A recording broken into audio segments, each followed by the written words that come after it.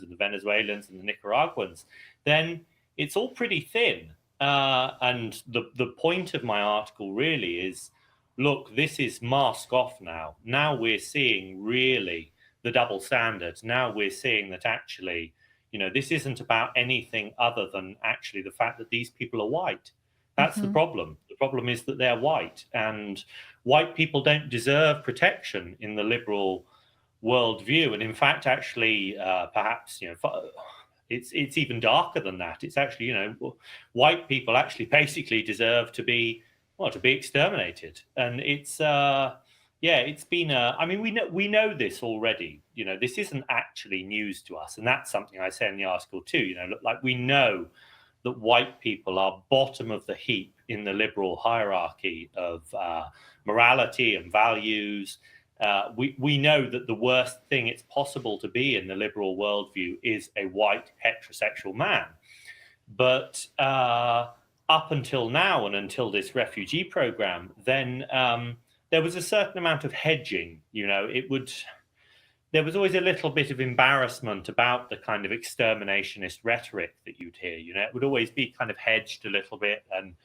But now that's gone. I mean, now that there actually are white refugees arriving in the US from South Africa, bearing the original sin of apartheid as well. That was something that Rick Stengel, who is a kind of deep state apparatchik, he went on, I think, MSNBC, and he said, look, these people aren't responsible for apartheid, not directly, but basically they bear the original sin. They bear the stain of apartheid. They've benefited from the apartheid system, and so they absolutely cannot be let into the country. And so what this really is, and this is the crux, I suppose, of my argument in the opinion piece, is this is a theological view. This is a liberal theological view of white people as basically bearing original sin. And it's a complicated, unpleasant thing. But yes, definitely, by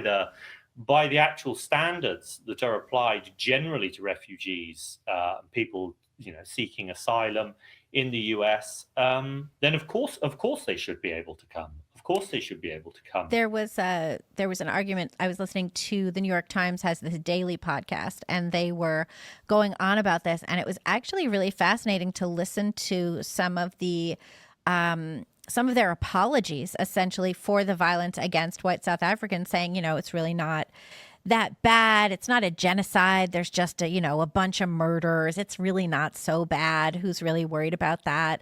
The black South Africans deserve a better chance, deserve to be refugees more than the white South Africans do because of apartheid. And of course, you had Ashley Allison, who you mentioned earlier. She's the one who said, go back to Germany. She was saying on that same, and she was corrected, but Holland, whatever. She was corrected. But, she was like, whatever, who cares? She was saying also that the white Afrikaners, if they don't like the new laws that have been put in place, the sort of land reclamation laws, then they should just go back to Germany, that they should, that's their problem for not liking the laws. These laws that have been enacted for 2025 essentially say that land can be grabbed by the government for no compensation. And when you look into it, they're saying, it would probably go through the courts, and it's probably just for land that's standing there that nobody's using.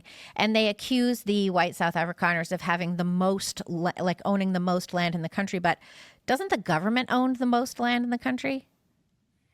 I'm not in. I mean, I do know that the white South Afrikaners in particular, then I think they do publicly own, or rather privately own farmland, and I think they do own the most. But yes, I mean, I would imagine that the South African government has much more land actually to do anything with, and it could, if they wanted to, then they could give land to black South Africans to farm. But what's important, I think, actually to note is, this expropriation has been done before. It was in the 90s, right, with Mandela? But also it was done in Zimbabwe. Yes, of course. Former Rhodesia, and it turned Zimbabwe from the breadbasket of Africa into a basket case very, very quickly. And in fact, actually, what's so ironic and sad now is that actually the government of Zimbabwe is trying to ask white farmers to come back How's that to going for farm the them? land again. Well, I mean, yeah, I mean, would you go back really, knowing that actually your land could be taken at any moment by the government? And weren't If the there a fair government number of changes? weren't there a fair number of murders also in Oh yeah, Zimbabwe? Yeah. yes, yeah, but yeah, very, very much so. I mean, not only during the long Bush war that took place before Rhodesia became Zimbabwe, but also actually afterwards. Then yes, there was a period of sort of, I think it was about 20 years actually, when white farmers still held on to a lot of land, but they were threatened and attacked and murdered and all that kind of stuff. And then this land expropriation law was brought in, and the country went to hell in a handbasket very, very quickly. So it's very strange to see actually the South African government wanting to go in the same direction as Zimbabwe, because if there's a cautionary tale, it's Zimbabwe. So, but it's about more than that. It is, I think, about eliminating white people, I think, and expropriating white people and taking revenge on white people too. And I end this piece for Human Events by saying it's sad that actually, these people, these Afrikaners, they're fleeing this exterminationist mindset, but actually they're coming to America and they're discovering that also actually a lot of people in America hold it too. And, America isn't that different a country from South Africa, unfortunately.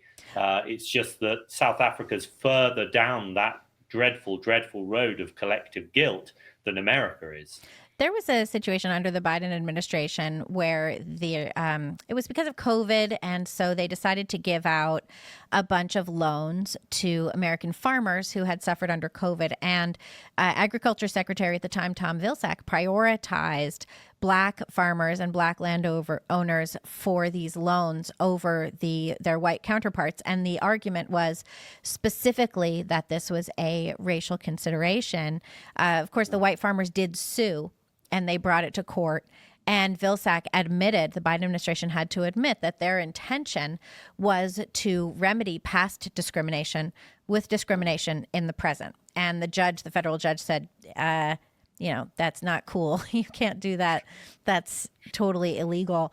Do you think that America could get to a place with the wrong leadership where that kind of thing is permitted to go through? I mean, essentially, that's what's going on in South Africa. They're trying to fix past discrimination by discriminating in the present against the people who are the descendants of, those oppressors or just look like them.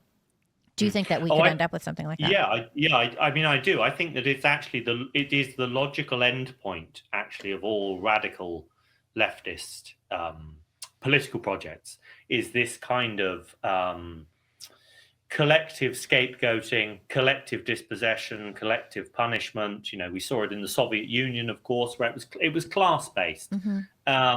But there was also an ethnic element to it, actually, in the Soviet Union too. But certainly now in the new kind of updated leftist worldview, where it's not about class but it's about race, then I think that the collective scapegoating inevitably ends up focusing on white people. It's never anybody else. And so yes, I mean, I think if the wrong kind of regime were to take power in the US, then I mean, there's absolutely no reason not to believe that couldn't happen. And we see moves towards, like you say, we've seen moves towards this kind of collective, kind of sort of anti-white racism. Really, it is, in fact, and during the pandemic, it wasn't just farmers. You may remember that actually medical treatment actually. Oh yes, I'd forgotten. I forgot about that somehow. Yeah. Yes. So monoclonal antibodies, for example, which were